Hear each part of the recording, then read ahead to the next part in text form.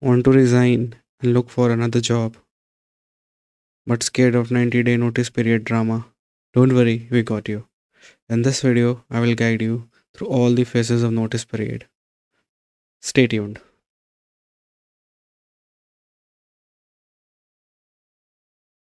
The important question is why notice period is of 90 days for most of the companies. So the justification they gave is that they need to search for your replacement, and then you have to train your replacement, and your replacement needs some time to adjust your work. But these, how much tough role you are into, maximum it takes 30 to 60 days. Maximum I'm telling you. In the field of IT industry, I don't think so. It will take beyond 30 days for most of the cases also. The most important thing why they are, increasing this to 90 days to check the attrition rate. Look what is happening. If you make the employee exit as tough as possible, making 90 days is really, you're asking them to stay 90 days after getting a job offer. So there will be very few company, agreeing like, okay, when they hear that you have a 90-day notice period, they won't call you back.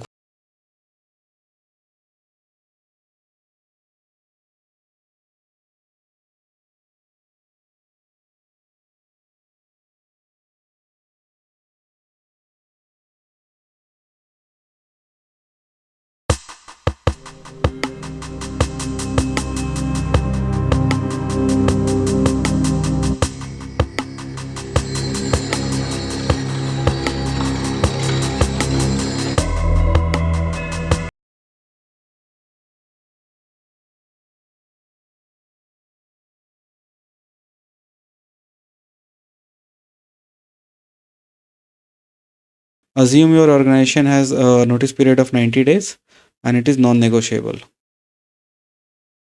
So what you will do? For them, we have three scenarios, which I will tell you later in the video. Suppose a company approaches you with a job offer.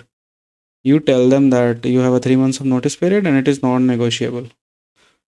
So what is positive of this approach or this scenario is you're ethical. You're not lying that you don't have 3 months or you have 3 months of notice period, but it is negotiable. No, you're just telling them what's the truth is. And so because of that, you don't have to take lots of pressure and do lots of dramas and all. Still, you have power of negotiation. So how? Suppose you get your first offer. So you still have 3 months of time to search another offer based on the first offer.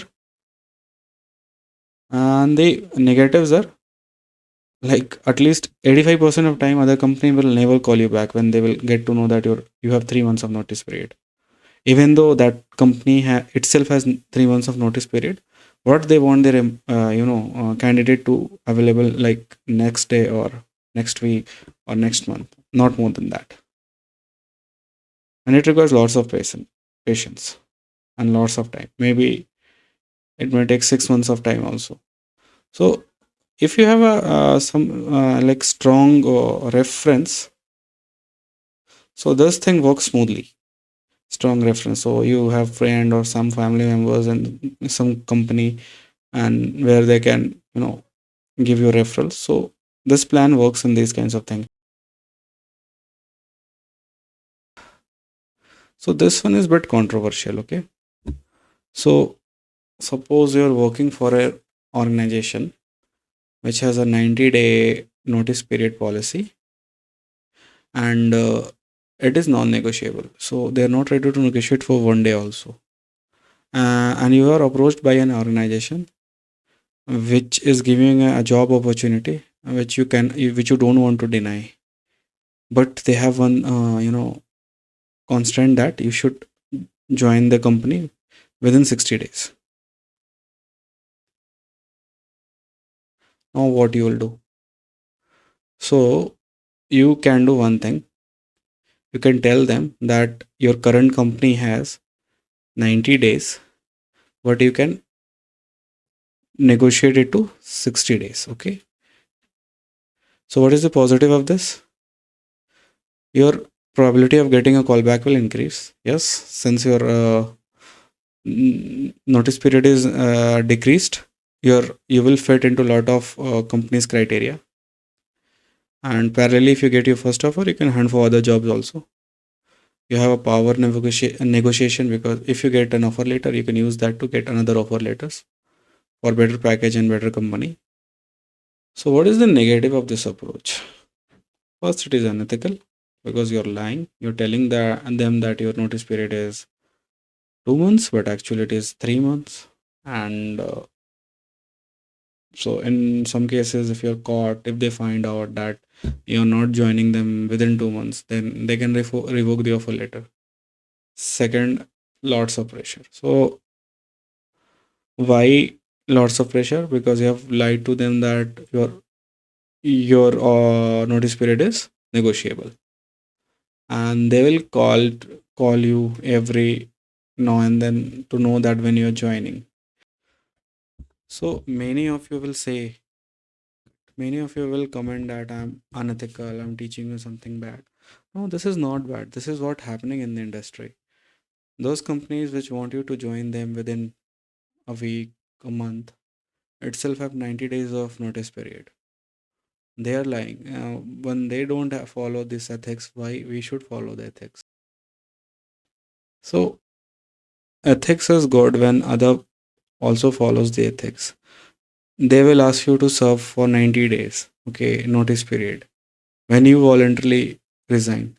But if they want to kick you out of the company, they can do it within 1 week. And you don't have any say. Nobody will support you on that moment. So when why every control is in their hand as an employee? So this is one thing you can do. And job hunting, I am not saying this is wrong. Okay. If it was wrong, then other company will say, okay, you already have one offer letter. Why you want to come to us? Go and stick with that company only. No, other company is trying to offer you better from the previous company. So how it is wrong when other organization which mention this process unethical itself doing it?